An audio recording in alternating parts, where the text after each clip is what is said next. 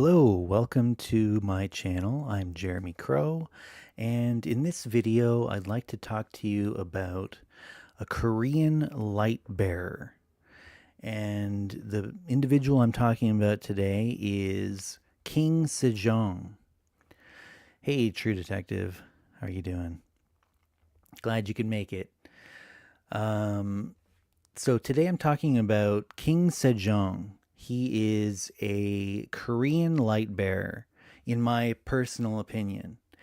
And I want to go over a little bit about why I believe that. And just wanted to say hi to Beyond Zebra. Howdy, Jeremy. Howdy back. So before I get into all of that, I'm starting a new series of live streams where pretty much every night, as much as I can, I'm going to do about half an hour of public live streaming, such as we're doing this evening. So if you come back around the same time tomorrow, well, maybe not tomorrow. We'll see if I can do it tomorrow. But otherwise, besides tomorrow, if you come back almost any night around this time, I'll probably be doing a live stream for about half an hour or so. And then afterwards, there will be another half hour, but it'll be private, and it'll be just for members of the Novus Ordo Luciferi. And if you are interested in joining, the link is in the description below to the Patreon. And if you join the Patreon at the $5 per month level or above, then you'll get access to these private meetings. There'll be a post every day that there's a meeting, and it will have the private meeting link in there for you to attend. And those meetings, those private meetings, there'll be a mix of casual hangouts just for members to get to know each other, ask questions, discuss whatever you happen to be interested in at the moment. And they'll be relatively unstructured, casual hangouts, and they won't be recorded.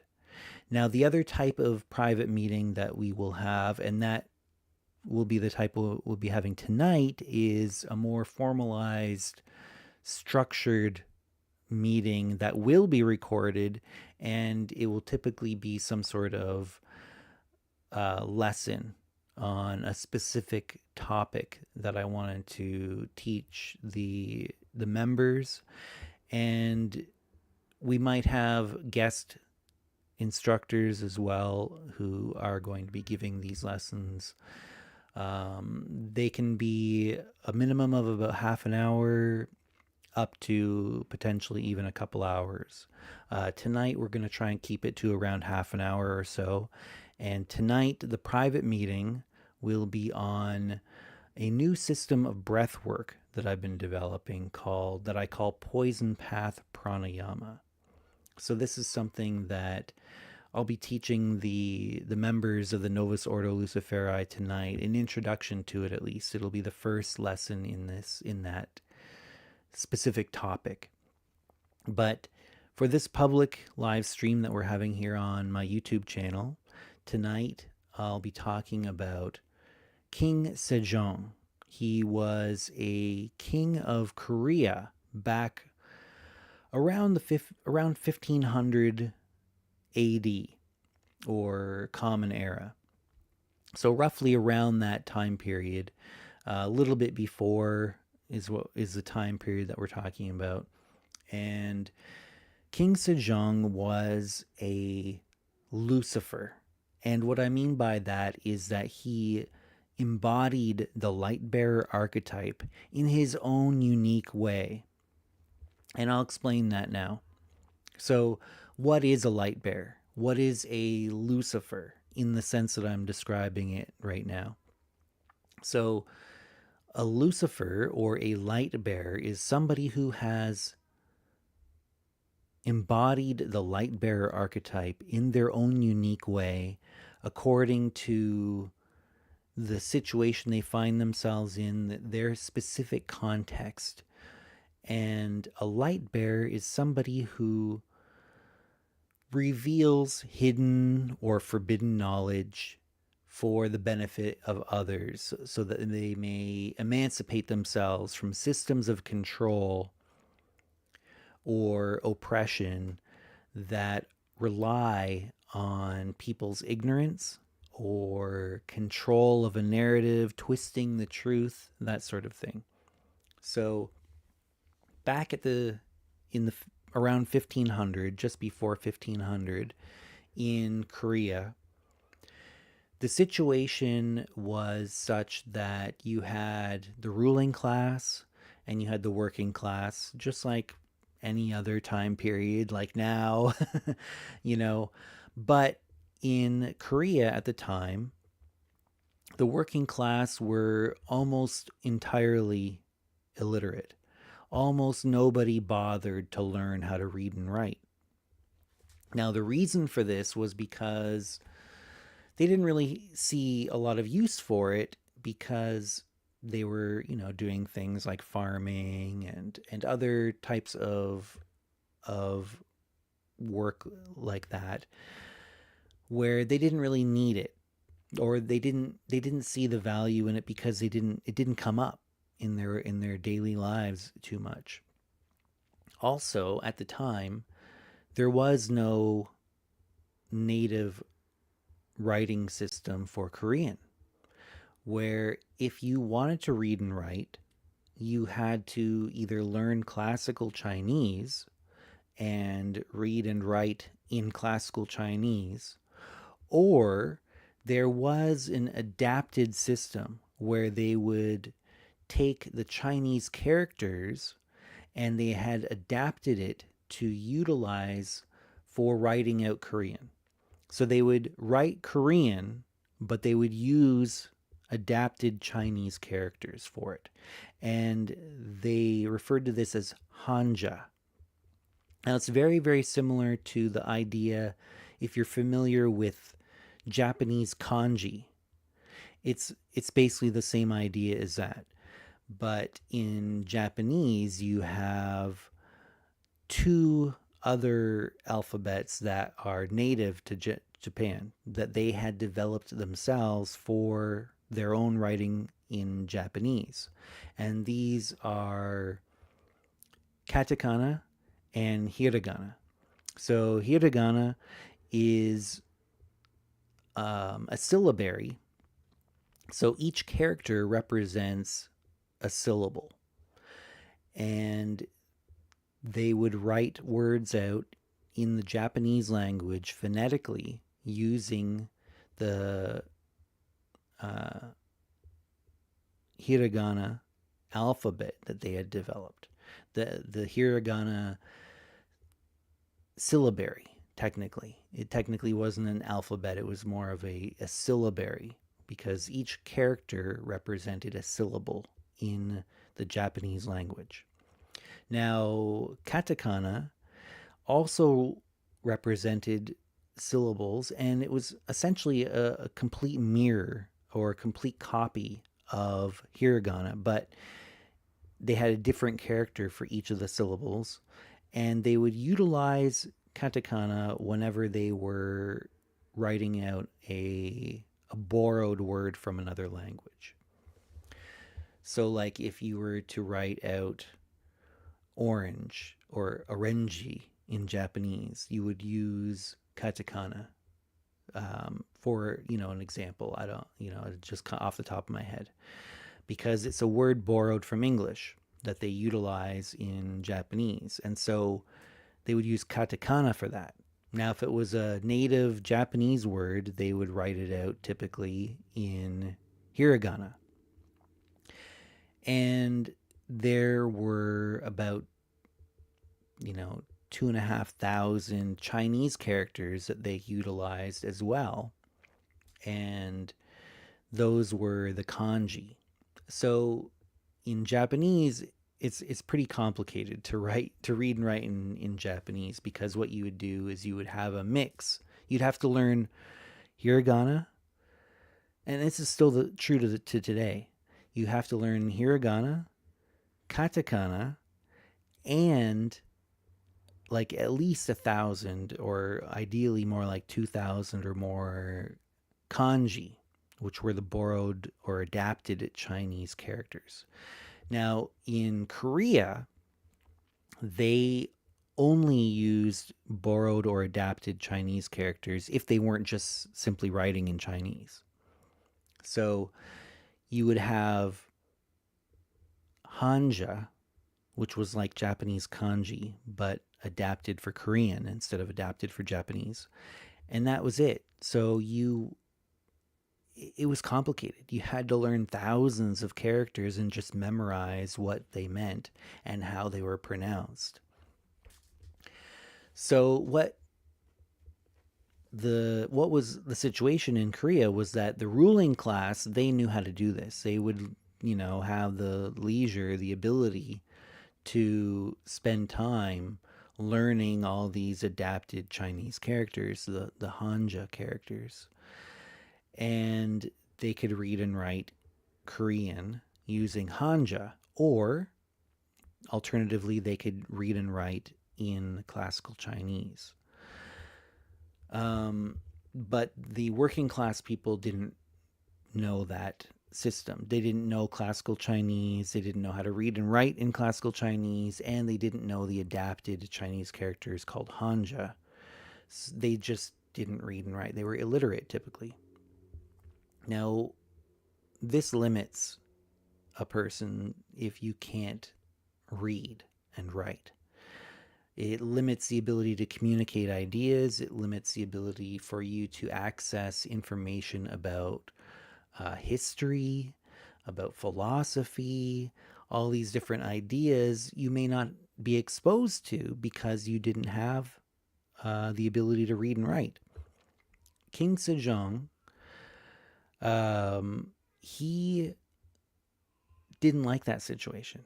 The rest of the ruling class mostly were happy with it. They were happy with the status quo because it was easier to rule over an illiterate working class. And so they were perfectly happy with the status quo. Now, what King Sejong did in secret, because at the time you had scribes and they would write out the history, and the king and the other rulers, aristocracy, they didn't have any say over what these scribes wrote, and that was a way to kind of keep it honest or accurate. And so he had to keep this from everybody, and so in secret he was actually inspired by hiragana from Japanese. You see, at the time, hiragana had caught on amongst the working class as an easy system to utilize, and you had these housewives basically who would write these romance novels as a hobby for fun, and they would write it entirely in hiragana in Japan, and they would spread it around and they would share it around, and they would just write it entire. They would skip kanji and they would just write it. It was kind of a mess because it would be difficult to read and write in just hiragana, but they made it work. And they would write these romance novels and share it around with each other, and they would write it just purely in hiragana. And so King Sejong, he knew about that, and he was inspired by it. He was also exposed to the idea of the English alphabet and using the letters to create, to represent the sounds, and combinations of letters to create syllables, such as consonants and vowels. And so in secret, he created a alphabet. He created an alphabet to represent the sounds utilized in the Korean spoken language. In unique characters for consonants and vowels, and ways to combine those to form syllable blocks. And then with that system, you could write out the Korean language. And even the shapes of the letters in this Korean alphabet that King Sejong created were designed scientifically, you could say. So they were inspired by the shape of the mouth, where the tongue would be inside the mouth when you formed the sounds. And so he tried to create it so that it would be even a little bit intuitive. And he made it go viral. Once he finally announced it, he was like, "Hey, check out what I made," you know. And a lot of the ruling class people were kind of pissed off about it. They were like, "What?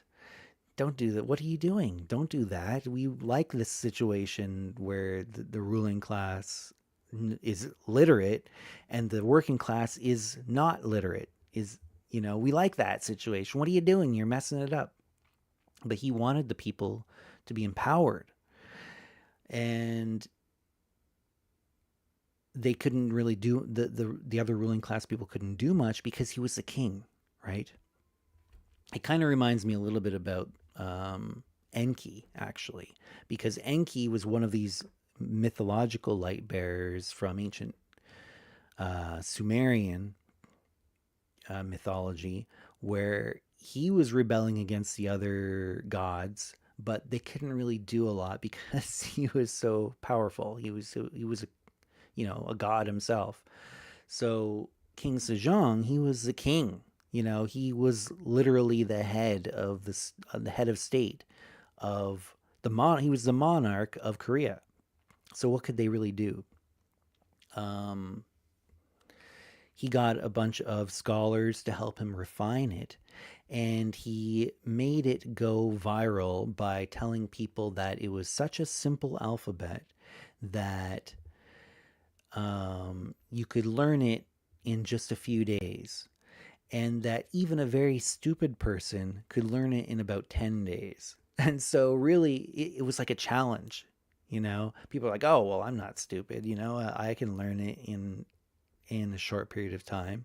And that worked. It spread like wildfire, and the working class people adopted that alphabet, and it's called the Hangul alphabet. So Hangul, it spread like wildfire among the working class, to the chagrin of the ruling class people, other than King Sejong, of course. And people started reading and writing in Hangul.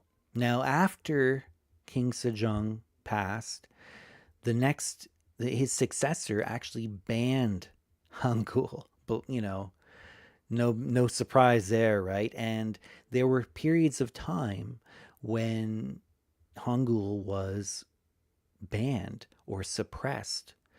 And that includes the period of time when Japan had conquered Korea for a time. They banned Hangul. And any kind of totalitarian government that came into Korea after Hangul was created, they tried to make it illegal, but it was too late. The cat was already out of the bag. The genie was out of the bottle, and people would still continue using it in private, in secret, and even though it was illegal. And any time that the ban was lifted, it immediately became popular again. And to this day, they've even started really phasing out Hanja. Like, it's not even part of the official language anymore, where they don't use even the Chinese characters barely at all in Korea. They pretty much just use Hangul now, and it's seen as a source of national pride. Now, this is why I consider King Sejong to be a light bearer. He embodied that light bearer archetype in his own unique way, according to the circumstances that he found himself in, and what he was able to do to empower the people with knowledge and the tools to attain knowledge. And that's why I also consider Hangul to be an inherently Luciferian alphabet.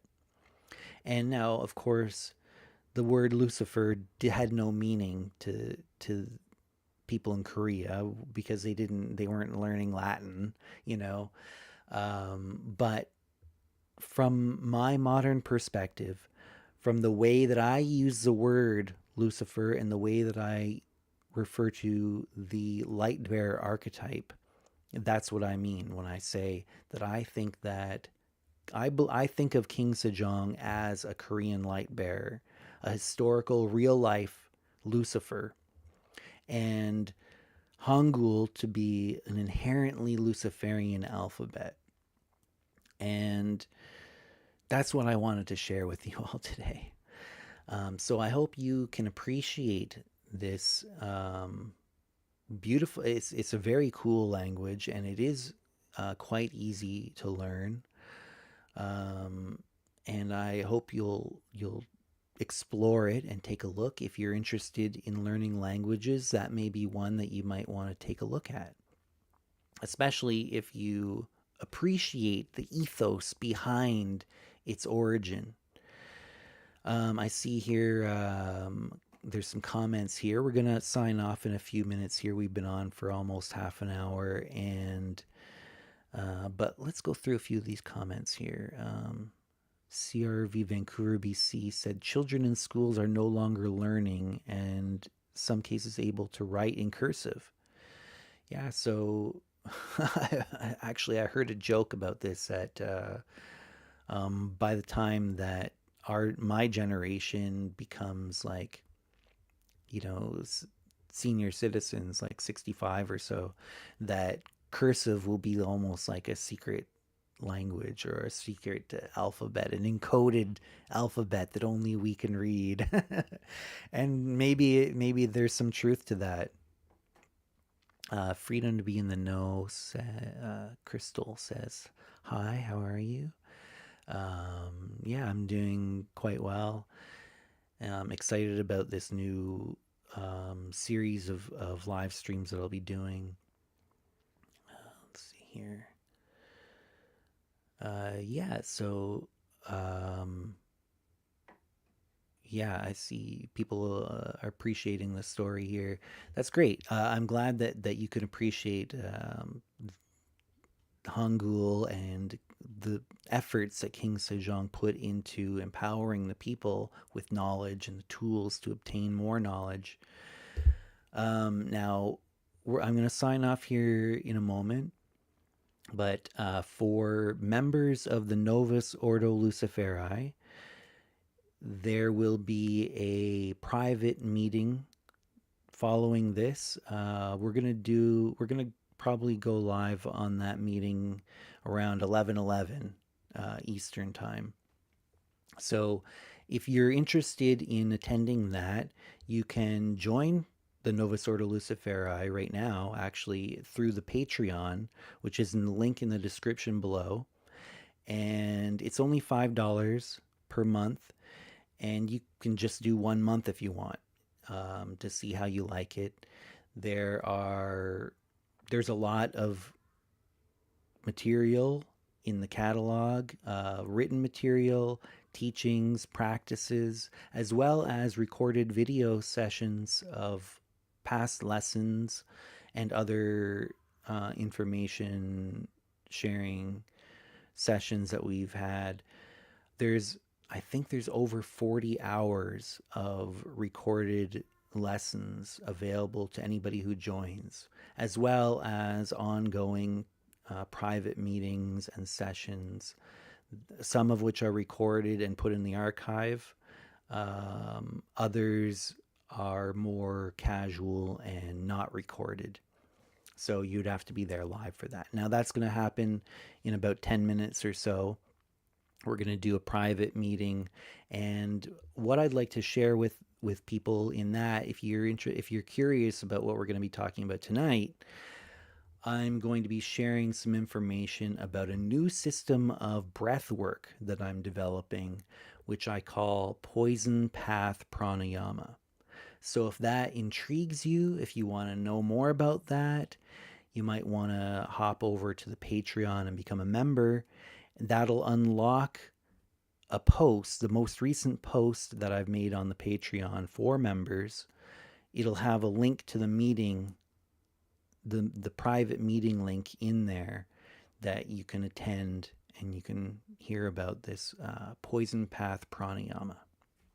So hopefully I'll see some of you there. I know definitely there's some Novus Ordo Luciferi members that are already members that have told me that they're going to be attending, and maybe some new members too. We'll see. So hopefully we'll see you there. I'm going to be doing these live streams almost every night. So come back around this time to my YouTube channel, and we're going to be doing these half-hour live streams pretty much every night. Maybe not tomorrow because I do have something planned, but I might manage to hop on. We'll see. But otherwise, pretty much every night I'm going to come on for about a half hour or so, live stream on this YouTube channel here, right around this time, and then a private lesson or hangout for the Novus Ordo Luciferi members afterwards. At least a half hour, sometimes more, could be up to a couple hours even, depending on what we're doing that evening. So yeah, we'll see you there. And until next time, everybody, stay lucid.